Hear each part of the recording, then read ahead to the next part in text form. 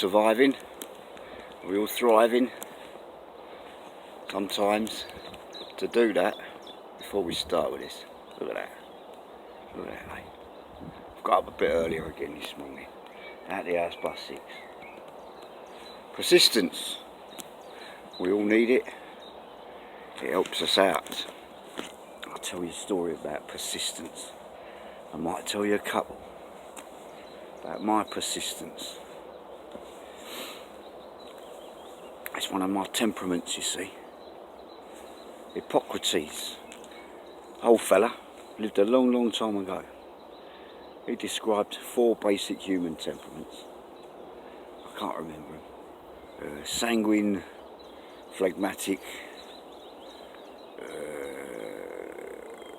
Melancholic, and I can't remember the 4th one.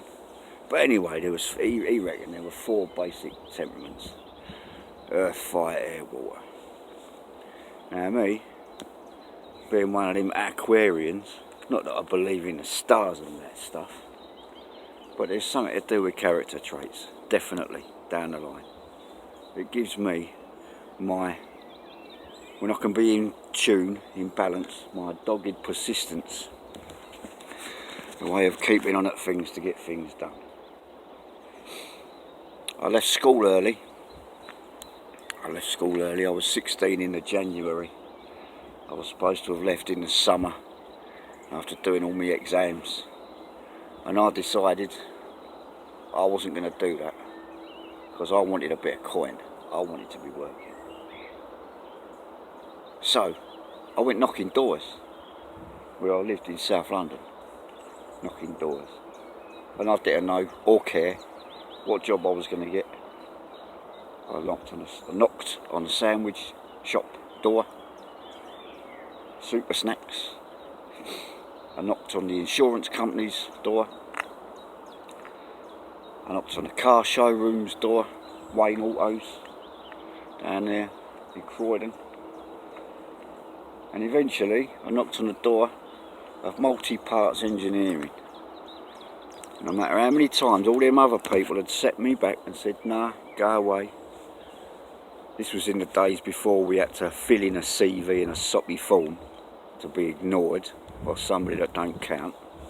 No, these were in the days when they looked at you as a person and judged whether they wanted you or not, whether they were going to interview you or not. So this man at Multi-Parts Engineering, his name was Bob Fuller, God rest him. He looked me up and down, took me out through the back of the office, through down this little passageway to the workshop, engineering workshop. Lathes, mills, chafers, all that sort of thing. And he had me look at this big lump of, I think it was a bright mild steel, big lump of bright mild steel on the floor, probably weighed about 20 kilos or something. He said, pick that up, put that on that table. But I thought, I need a job. I didn't know, to be honest with you. I thought the man was watching my bum as I bent over. That's what I thought. I thought he was some sort of weirdo, but I've done it anyway. And it transpires, all he wanted to know was whether this boy was going to bend his knees and keep his back straight when he picked up the heavy lump of metal. Which I did, because I'm not a div and I've learnt this stuff. But I didn't know that's what he was asking me, you see. He just said, pick that lump of metal up, put it up on there. And I did. He said, can you start tomorrow? And that was how I started my career in engineering. Persistence, knocking on doors. Like I said, didn't know what job I was going to have. That was one. I'll tell you another one about persistence. After I lost my leg, I was still in the hospital. I said, right, that's me done. Might be done for walking. We never know. Not everybody with a false leg, with a prosthetic, can walk again. So I decided that I was maybe done with motorbikes.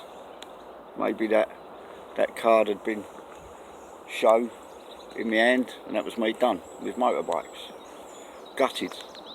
But I did know a man in Kent who had a very, very gorgeous trike. And on occasion through the summer, when he was off showing this thing,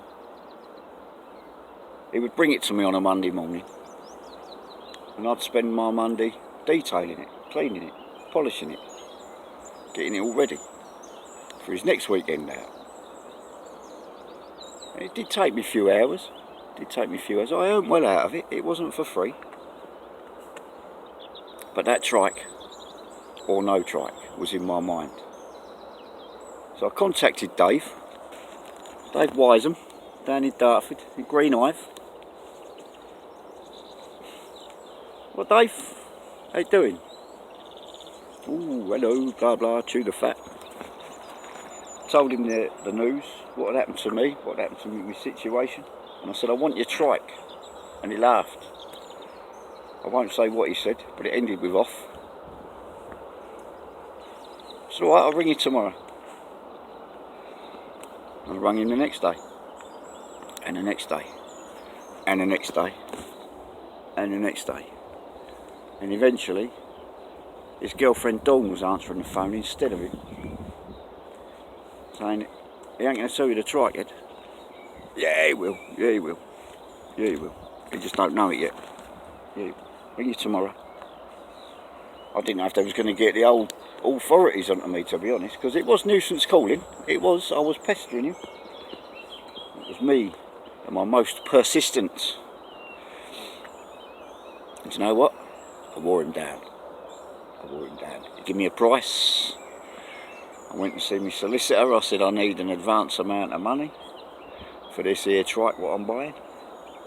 He thought I was a crazy madman for even thinking about putting my hand on handlebars again. Not even out of a wheelchair yet. What are you on about? Don't you worry about that. I'll get up on crutches and I'll get down there. And I was in an association, a group. I won't say a club. It sort of never was really. But there was a member of this group who had a 4x4 with a tow ball and a dolly. He went down to Kent with me early one morning, June 2001, and I was just about able to get about on crutches, just about. I couldn't take any weight on my foot yet, on my prosthetic. I was just about able with crutches to get about. So, morning. So that is what I done. Went down there with this 4x4. We put the trike on the back of the dolly and off we come up the M1. Now, we didn't get all that far up the M1 before I was looking. I'm obviously in the passenger seat of this car. I'm looking over the back seat of the passenger seat through that back window. I could see my trike, what I'd just paid many pounds for, bouncing about. It don't look right without somebody riding it, thinks I. So we've got to do something about this. I says to my driver, got to stop. I need a Tommy tip, we've got to stop. He says, oh, alright, yeah, well, alright. We've got a trailer on though, you know. It's like, it's the same as having a trailer, isn't it? You have to pull up over this further away bit. So then he says, well, I need to go and all. So we pulled in the services. I can't remember which one. Somewhere round Northampton-ish. And I said, I'll tell you what, you go first. I'll stop here and mind the rig. Then you go and do what you got to do, and then we'll swap over. And then I'll go. So he went. No sooner he was gone.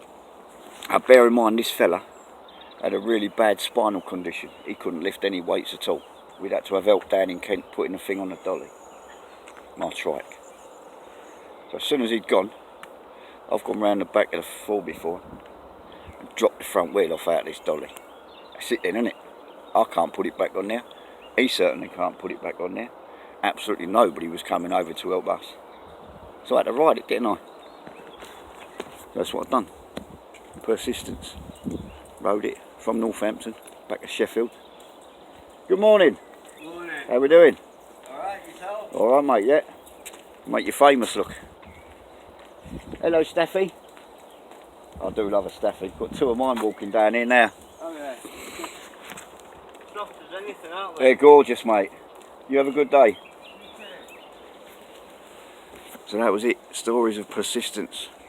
my phlegmatic temperament coming to the fore. And we can all do that, no matter what your natural temperament is. You can blend between the temperaments.